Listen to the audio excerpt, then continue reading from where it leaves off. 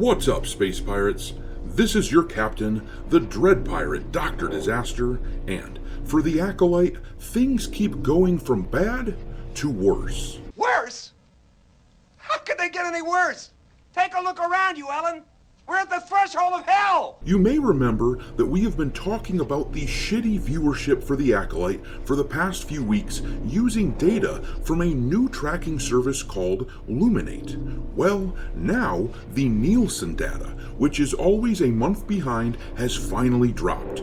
This is the gold standard for streaming viewership data, and things do not look good for this show.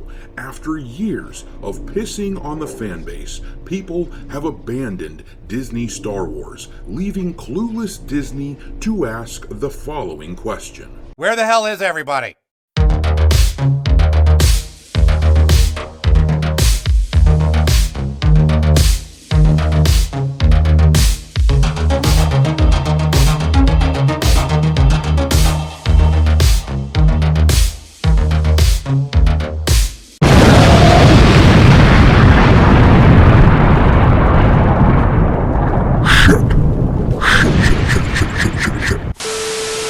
Alright, me hearties, make sure you like this video and subscribe to the channel if you haven't yet, and also, don't forget to follow me on Twitter, where my handle is Dr. Disaster1. But anyhow, let's take a look at this newly released Nielsen data and see how terrible things are going for Star Wars these days. This article here comes to us from Bounding Into Comics. Nielsen data shows The Acolyte had second worst premiere ratings of any Disney Star Wars series. Oh, crap. In offering a massive counter to the laughable mainstream narrative that the Leslie Headland-helmed series is an audience success, viewing data provided by the Nielsen Company appears to show that the premiere of The Acolyte was one of the least watched in the history of Disney Star Wars TV. Of course, here they're talking about this narrative that popped up in the mainstream last week, where the corporate media shills tried saying The Acolyte was super successful because they used a nebulous metric to track the show, not just viewership data, but a metric that focuses on engagement, meaning that tagging the show on Twitter or watching a video that shits on the series like the one you're watching right now, that gets lumped into the overall data. That's the stupidest idea I've ever heard, you imbecile. But reading on, it says, per the noted analytics firm's numbers, for the week between June 3rd to June 9th, The Acolyte pulled in roughly 488 million collective viewing minutes across its two-episode debut, for an average of 244 million each. In doing so, the series managed to place 7th overall on the week's most watched original TV streaming ratings leaderboard, coming in behind Dancing for the Devil, the 7 million TikTok cult, Geek Girl, Evil, Bridgerton, Sweet Tooth, and Eric, all produced or co-produced by Netflix, because of course Disney Plus keeps getting its ass kicked by Netflix. Just about the only show that regularly does well on Disney Plus is Bluey. But I digress. Imagine going back in time before the Star Wars sequel films from Disney came out and telling someone from the past that a Star Wars show would be released and only be the 7th most popular thing on TV when it premiered. That would have been inconceivable. They would have laughed you out of the room. I mean, old me would have absolutely done that. I know that I would have thought that absolutely wasn't possible.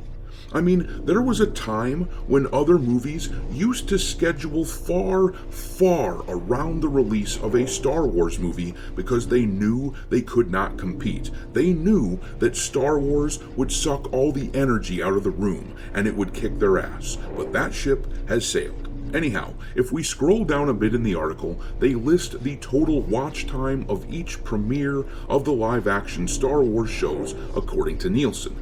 I want to dig into the numbers myself, however, and instead track the viewership numbers, not just total minutes, because we can see that there has been a massive decline in viewership for Star Wars that is quite easy to spot.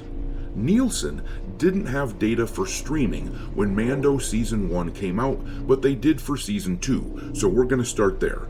Mandalorian Season 2 had 1,032,000,000 minutes watched during the week of its second season premiere. If we divide that by the total runtime of the first episode of the second season, we get 19,846,000 viewers approximately. The Book of Boba got 389 million minutes watched, and if you divide that by the first episode runtime, you get 10,236,000 viewers. Obi-Wan released 2 episodes at once. If we divide the total minutes watched in half, we get 513 million minutes, and if we divide that by the runtime of the first episode, we get about 9,679,000 viewers.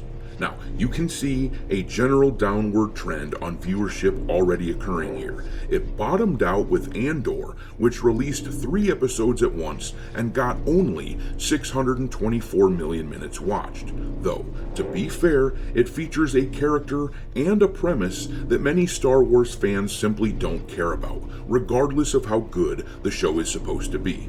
But anyhow, if we divide the minutes watched by 3, we get 208 million minutes. And then, if we divide that by the runtime of the first episode, we get 4,952,000 viewers. Mando Season 3's premiere saw an uptick, though, in fairness, it had 2 seasons worth of content that would have counted for Nielsen viewership, and it's likely that people re-watched the first 2 seasons to get caught back up, but the show had 823 million minutes watched, which, if you divide that by the short runtime of the first episode of Season 3, you get 22,243,000.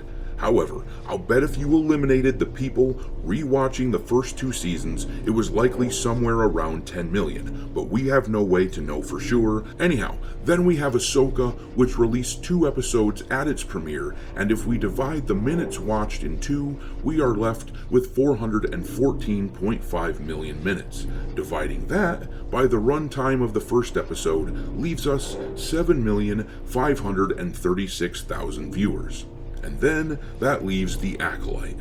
It released 2 episodes at once as well, so if we divide the total minutes watched for the first week in half, we are left with 244 million minutes watched. And dividing that by the runtime of the first episode, we get 5,674,000 viewers. That's a bit above Andor, but it is quite pathetic, considering how much marketing this piece of shit got. Man, you are one pathetic loser. No matter how you spin it, this thing is a massive failure. The Acolyte is a damned embarrassment for Lucasfilm, but I'm going to leave it there. Drop your thoughts in the comment section below, and we will talk there. Thanks for watching, me hearties. If you haven't already, your captain is inviting you to subscribe to the channel and become a part of the crew. Life as a space pirate may not be glamorous, but there's always plenty